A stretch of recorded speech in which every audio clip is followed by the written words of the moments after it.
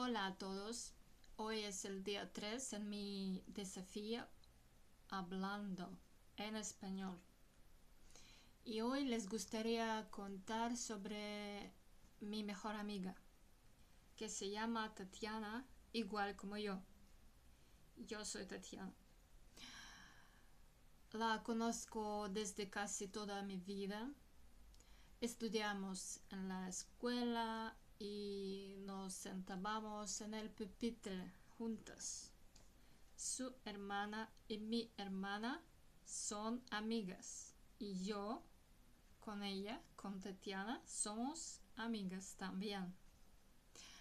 Creo que es muy importante en la vida tener amigos o amigas o amigo o amiga a quien puedes contarle todo lo que quieras en cualquier momento.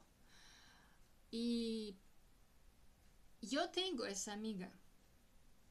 Con Tatiana podemos charlar por teléfono por muchas horas cada día es normal. Y ella es muy amable. Ella me puede ayudar en cualquier momento de mi vida. Ayudó y ayuda en mi vida también, ahora y antes. Y es muy importante para mí. Y ella me puede ayudar cuando necesito hablar, charlar o recibir un consejo. Y con ella vamos a la piscina 3 veces por semana a una clase de aquagym y disfrútala nuestro tiempo allá mucho.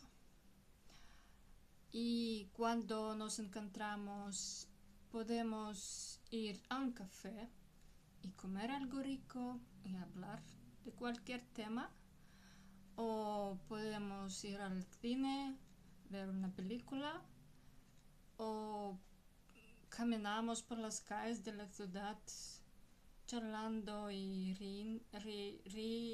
riendo, porque cuando nos encontramos reímos muchísimo, y yo amo mucho a mi amiga y les deseo tener esa amiga o amigo en sus vidas. Gracias.